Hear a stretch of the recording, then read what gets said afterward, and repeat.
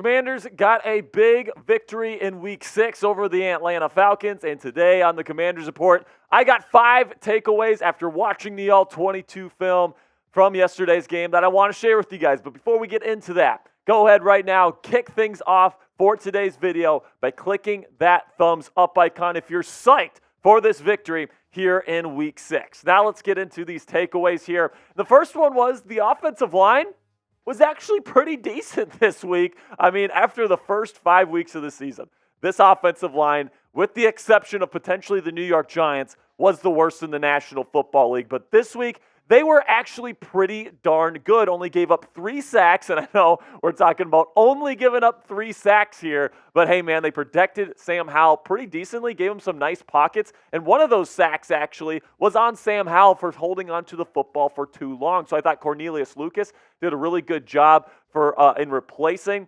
the left tackle Charles Leno Jr. And speaking of Charles Leno, we want to extend our thoughts and prayers to the left tackle here. The reason why he missed Sunday's game was because he and his wife announced that they had a miscarriage.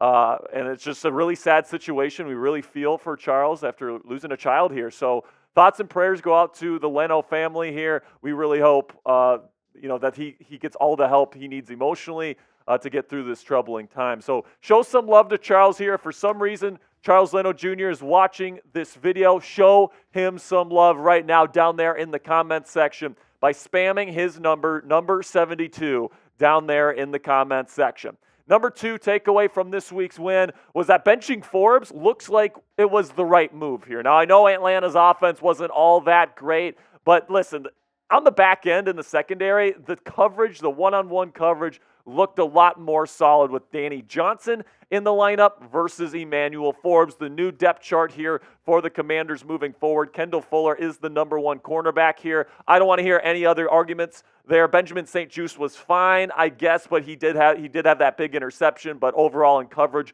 wasn't overall really good, in my opinion. I actually think Danny Johnson, who started in the slot yesterday, was the second best corner on the field for the Commanders. I thought St-Juste had a couple lapses in coverage. I thought Kendall Fuller had a really good game. But overall, this unit is better when Emmanuel Forbes isn't on the field. Now, that might be not what Commanders fans want to hear, but I believe that is the truth, at least for now. I think Forbes is a very talented individual, but as Ron Rivera said to the media today, they're trying to give him a little bit of a reset, and hopefully it works moving forward. Now, coming up here, I've got one Commanders player that needs to play more in the starting lineup. I'm going to reveal who that is in just a second. But first, let's have a word from our sponsor at Prize Picks. And if you want to spice up your game days this NFL season, get started with Prize Picks today. Prize Picks is a skill-based, real money daily fantasy sports game. And if you're looking for a more fun way to spend your game days, look no further than Prize Picks. How does it work, you ask? Here's how. You pick 2 to 6 players, and if they'll go for more or less than their Prize Picks projection, you can win up to 25 times your money on any entry. So let's take a look at my entries for Monday Night Football tonight. And guys, this is a Commanders channel, man. We are taking the less on Dak Prescott, Tony Pollard, and CD Lamb.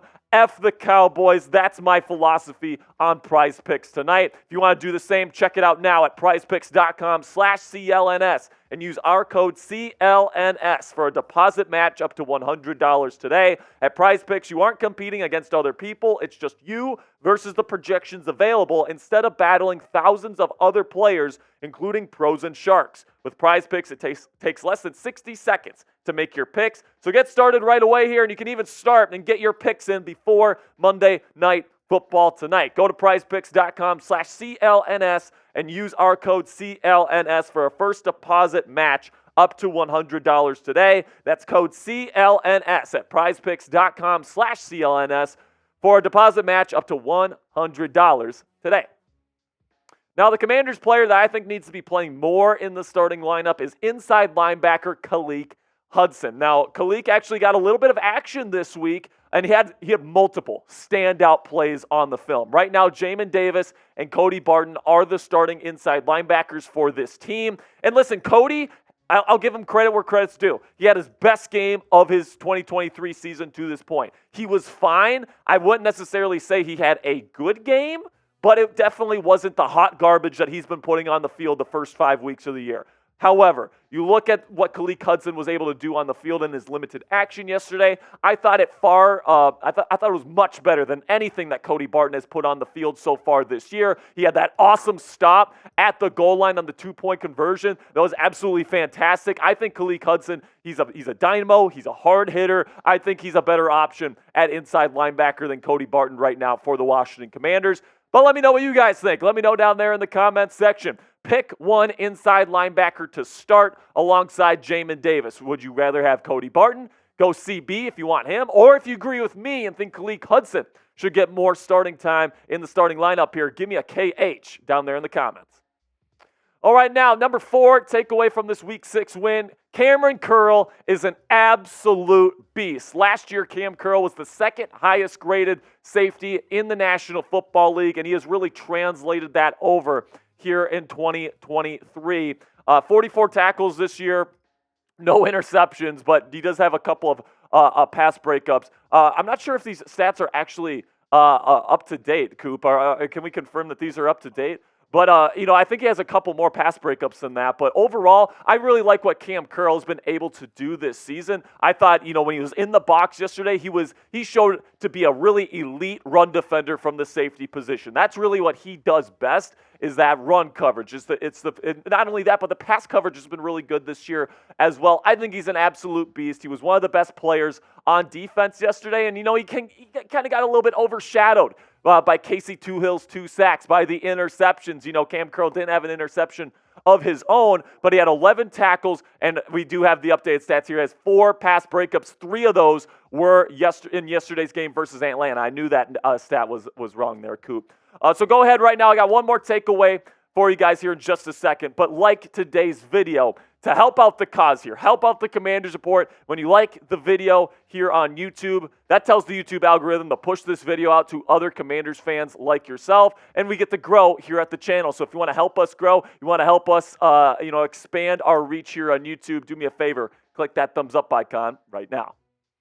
Final takeaway here for me in Week 6 is that Johan Dotson, man, I had high expectation for Dotson coming into this season. I've even compared him to guys like Stephon Diggs in the past. And this year he's been a major, major disappointment. And you can't blame that on Sam Howell to this point. You just simply can't, in my opinion. I really do think that Terry McLaurin's looked good.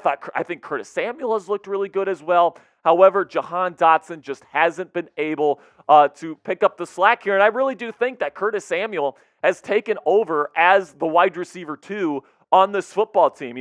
Just yesterday, Johan Dotson had a really wide open opportunity to really get a big gain. Sam Howell puts it right in his hands, and he drops it. I just don't understand what's going on right now with Johan Dotson. You take a look at his numbers so far this year. Definitely not what you expect through 6 weeks of the season. Only 31 targets, 17 receptions, 140 yards, and a touchdown is fine, but it's definitely not the explosive breakout type of season that I was expecting out of Johan Dotson. I was a big fan of him coming out of Penn State. I was a big fan of what he was able to do last year with the Commanders, but it definitely seems like he's regressing a little bit here. He's got some of those uncharacteristic drops that you don't really want to see in his game. And I'm really hoping that Dotson can begin to turn things around here as the season progresses. That's going to be it for me today, guys. Really do appreciate all of your support. If you want more content from me on Twitter, you can go check me out at Jack_Sperry. Also, don't forget to subscribe to the channel. Help us grow here. Thank you guys so much for all the support that you give to the channel. I will see you guys later, and until next time, hail to the Commanders.